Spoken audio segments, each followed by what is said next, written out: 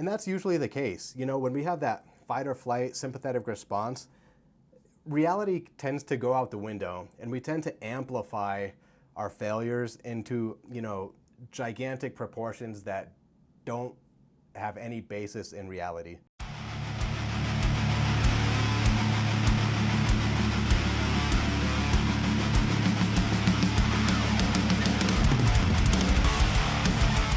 Welcome back to the channel, everybody. I'm Dr. Phil Turner, and this is Punk Rock to Doc, and today we're going to be talking about failure. And as always, if you're enjoying the content, make sure to like and subscribe to stay up to date with all my latest stuff. Also, make sure to head over to Instagram, where I post a ton of more content. We're going to be doing live Q&As. We're going to be doing all sorts of stuff over there. The link for that is down in the description. What does the word failure really mean to you? And the way that you answer this question can really help frame your mindset thinking about failure going forward. If we associate failure with an end or the end of something, just hearing the word failure can kind of get your heart racing and give you that kind of sympathetic response. You might start sweating a little bit. However, if you associate the word failure with a new beginning or an opportunity to grow, that can actually be really invigorating. So just the way we associate these words and we really just start to think about what this word means, it's really going to make the difference between, you know, it hindering you or it helping you.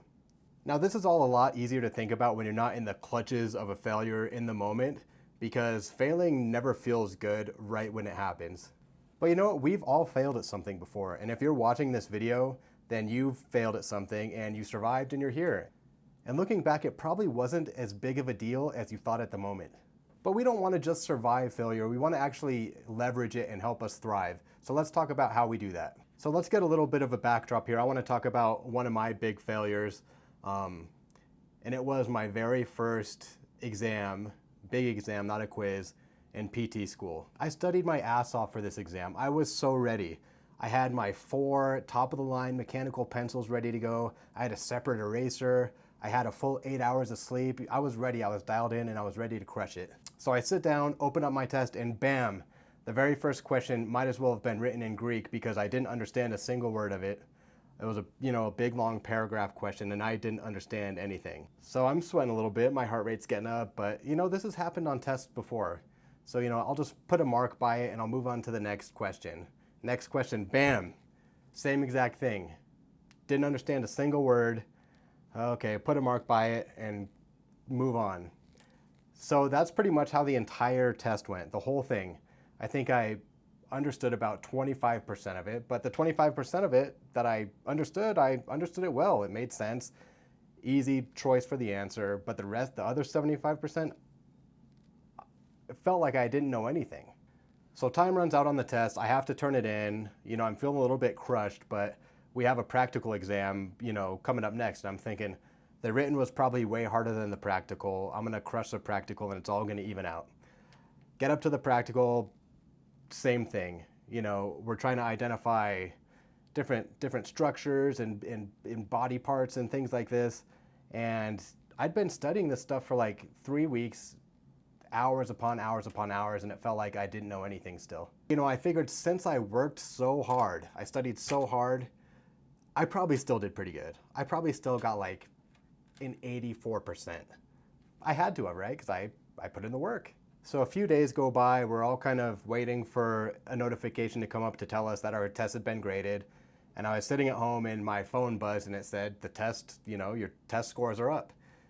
So I'm like, let me just go ahead and open this up. Let me see my little 85% or whatever. I'll come back and do better next time. I open it up, 65%. One of the lowest grades I've ever gotten in my life at any level of education. And anything below a 73% in this program is considered a failing. I don't know how that could have happened. How could I have failed on something that I worked so hard at?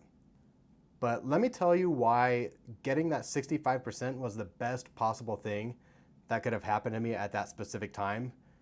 And I want to talk about how I leveraged that 65% to not only grow as a student, but to grow as a person. So you guys know I love lists. This time it's only going to be 3 things. But I want to talk about the top 3 things that you have to do to leverage your present failures into future success. All right, let's get into it. All right, the first thing you need to do to leverage your present failures is to accept it and then process that information. Failing always sucks. It never feels good in the moment. But it's really important to kind of embrace that feeling for the moment and really learn to take full responsibility for your failures, because this is really what's going to help you grow the most. And yeah, when I got that 65%, I was looking for a way out of feeling like crap. I was looking for people to blame. The questions were written weird. You know, the professor didn't teach, you know, in the style that I liked. I was looking for any way out to make me feel like it wasn't completely on me. But I know that couldn't have been true because the class average was like an 85%, and I was way down at 65%. I got one of the lowest grades in the whole class for that test. So our professor, you know, the next day said anyone who got a grade lower than they wanted to should really schedule time, come and talk with me, and we can kind of figure out what went wrong. So that's what I did. I went and met with my professor. And that was the first step of owning my failure. If I had just blew it off like, you know, I don't need to go sit with you. I don't need to see what I did wrong. It was the test. It was the test's fault. It was the teacher. It was the professor's fault. It was everyone's fault but mine. I would have probably repeated that same process throughout graduate school. When I sat down with my professor, he gave me a lot of really good input. And the thing that came as kind of the biggest shocker to me is he suggested that I change up the way that I study. Now, this is my system. This is how I'd studied for years. This is how I did achieve good grades, and he wants me to change it all of a sudden. It was kind of a hard sell, but I knew whatever I was doing up to that point for this specific program was no longer working. But I did. I changed up the way I studied, took some tips from him, and we're going to kind of talk about some of those specifics. But I wound up pretty much acing the rest of his exams and a lot of my other exams. And it's all because I decided to take action. I decided that, you know, just because I'd been doing something that had garnered me success for so long doesn't mean that that's the only way, or doesn't mean that I can't change what I'd been doing prior to that point. And the thing that really drove home that point is it was a few specific actions that caused me to fail. It wasn't because I was inherently not smart enough or not good enough for the program. It's not that, you know, I had some personal flaw that led to that failure. It was just a series of small actions. And once you understand that those small actions can be changed and you could have a totally different outcome, that was really empowering for me. And you know, once I had gone through a soul-crushing failure like that, like right out of the gate, bam, fell on my face, it's really made disappointments and other failures that I've had since then a lot easier to deal with, because I can really reframe the situation in my mind, kind of like we talked about. Instead of looking at it as like, this is the end, and this is all happening because of some personal trait that I have, I look at it as, okay, let's analyze what happened. You know, yeah, I failed on my own accord, but I know now, I know that if I change a few things, I can have a totally different outcome. And I still kind of use that thought process to this day. All right, the second thing you need to do to leverage your present failures into future success is something that I like to call action on analysis. As I alluded to earlier, I failed because I had faulty study habits. They just simply didn't work anymore. Up to this point, I had always studied by myself. I always preferred to study by myself. You know, studying with other people felt, you know, distracting, and I just didn't really feel like I learned that way. But with the advice from my professor, I decided to change that. It was a few days after that first exam, and there was a couple classmates sitting in a room studying, and I just asked them, hey, can I join you guys? It was a great move because not only did it help my study habits, but these two guys became my two best friends in PT school. Shout out to Pashi and David if you're watching. We wound up studying together pretty much every day for 3 years. We had a special room that we'd found that no one really knew about. We called it the Torture Crypt because we would just spend hours and hours and hours in there, Saturdays, Sunday nights, and we just really learned to grind it out in there.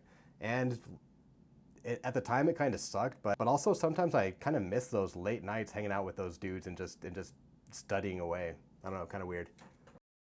But the thing that studying with them really helped is we all kind of had different strengths and different weaknesses as far as the material went. So after studying with them for a week or so, I realized that what I was doing when I studied is I would find like a section of stuff that I knew really well. I knew it in and out. I'd study it, I'd crush it, and it'd make me feel really good. But there was other stuff that I didn't know well, clearly, like the whole 75% of that first exam, that I didn't know well, and I didn't really like feeling like I wasn't understanding, so I would just completely shy away from it. And seeking that comfort of, kind of stroking my own ego and, oh, I'm gonna crush this because I know this stuff so well, seeking that comfort really kind of screwed me on that first test. And studying with these guys, it forced me to address those uncomfortable topics and those things that I didn't really understand. So that's really kind of, I think, the best thing that happened to me. And I think it's something that we can all kind of apply in our individual lives. I know there's always always the difficult thing that's gonna yield the best results. We like comfort, but we have to learn to push through those barriers and really get outside of your comfort zone in whatever it is. I mean, it could be business, it could be academics, it could be fitness or sports, but we know in our heart of hearts that doing the hard thing is always the best. And we continue to challenge each other. I mean, we went over the toughest concepts and we really started to focus on metacognition. And all that really means is thinking about the way that you're thinking. And that was a really powerful discovery, and that's a super powerful tool that I still practice, and I still try to sharpen that tool every day because I think it's one of the best ways you can grow intellectually. Focusing on metacognition is really an invaluable tool as a healthcare professional, but also as just an individual. No matter what your career path is or what your goals are, really taking a step back and thinking about the way that you think is really going to open up a lot of doors for you. And it's really hard to grow if you always assume that your way of thinking is the right way and that there's only one intellectual perspective on a given topic or problem. So yeah, changing your study habits or just changing your habits may open other doors, but once you focus on metacognition, that's really like, instead of thinking about it opening another door, it really kind of opens a whole new dimension because you start to realize that there's methods and ways of doing things that you never even knew existed. It kind of reminds me if you were living in like a black and white world and then all of a sudden you're able to see color, it changes everything. The takeaway here is after you've accepted the failure as your own responsibility, really figure out why it happened and then take some uncomfortable action to change why. Once you know why, you can make changes and have a totally different outcome. All right, the third thing that you need to do to leverage your current failure into future success is perspective and practice. When you're going through a failure in the moment, it feels like that failure permeates every fiber of your being. We feel worthless in that moment. We trash all our previous accomplishments. We totally give up on any future endeavors. We just feel like it's the complete end of the world. This is where I think we really need to compartmentalize that failure and observe it from a different perspective. I like to use fear-setting techniques and really draw on my previous experience and my previous failures to really put things into perspective. And when I say fear-setting exercises, this just means thinking about things in a realistic worst-case scenario. And the key word here is realistic. You know, when I failed that exam, I thought I didn't deserve to be there. You know, they were gonna find out I didn't deserve to be there. I was gonna be kicked out. I was gonna have to start some other career from scratch. You know, I was gonna have to basically start everything all over. The reality was you're allowed to fail, I think it was like 3 tests or something like that. And once you do that, if you're really still struggling, you go sit with it was like a panel or board of professors to figure out why you're failing and then come up with a plan with them. And if you continue to fail, you had the option to remediate the year or start the year over or something like that, but that rarely happens. So the worst case scenario that I had come up with in that moment was not based in reality. And the reality was I still had a lot of chances and a lot of opportunities to kind of correct course. And that's usually the case. You know, when we have that fight or flight sympathetic response, reality tends to go out the window and we tend to amplify our failures into, you know, gigantic proportions that don't have any basis in reality. So no, it never feels good to fail, but it's also almost never the end of the world, dire situation that we make it out to be in our minds. Anytime I have a failure or disappointment or setback and I start thinking like, oh shit, this is it, this is the end of everything, I look back at that experience and I realize, okay, well, realistically, it's not likely the end of everything. And realistically, I can look back at the actions and steps that I took that led me to failure and I can change those. So let me put this in physiological terms. We all know that the best way to gain strength is to exercise to the point of failure. You don't just start, you know, squatting 500 pounds. You start with lighter weight. And then eventually the weight that you would fail at before is no longer challenging, so you have to move up to a bigger weight. We're not scared to lift more weight once we see that we're getting stronger, and I think that same concept we should really apply in our own lives. Once we see that we can achieve something that we once thought was impossible or something that we once failed at, once we achieve that, we should look at that and say, well, shit, what else have I been telling myself that I can't do that I actually can do? And then you go out and you try something harder, or you try to achieve some larger goal. And there's kind of a theme here, as you've seen in all my videos, you know, if you're uncomfortable, you're probably doing the right thing. If you're failing, you're probably doing the right thing. No, you don't want to consistently fail, but it's okay to fail. If you're working on something challenging or something that's bigger than anything you've done before, you're probably going to fail. But use those failures as a launching point, not a stopping point. All right, everyone, short and sweet today. So let's recap the 3 things that you need to do to leverage your current failures into future success. All right, the first thing is you have to accept the failure, as much as that sucks in the moment, but accept it and process it. All right, number 2, and the most important step in my opinion, is action on analysis. Once you've accepted full responsibility to the failure, this is where you can analyze what happened, where things went wrong, and really put a plan in to make sure that it doesn't happen again, and really become a stronger version of yourself. All right, third step is perspective and practice. Perspective is huge. And once you have some experience, you can look back and realize it wasn't the end of the world. I didn't lose my job. I'm not living on the streets. You have a foundation to draw upon, and that foundation is going to help you reframe the way you see failure in your mind as a starting point, a jumping off point, and not a dead end. All right, everyone, that's it for this video. I hope you enjoyed it. And please like, subscribe, and follow. Check out some of the older videos if you're new to the channel, and let's keep rocking.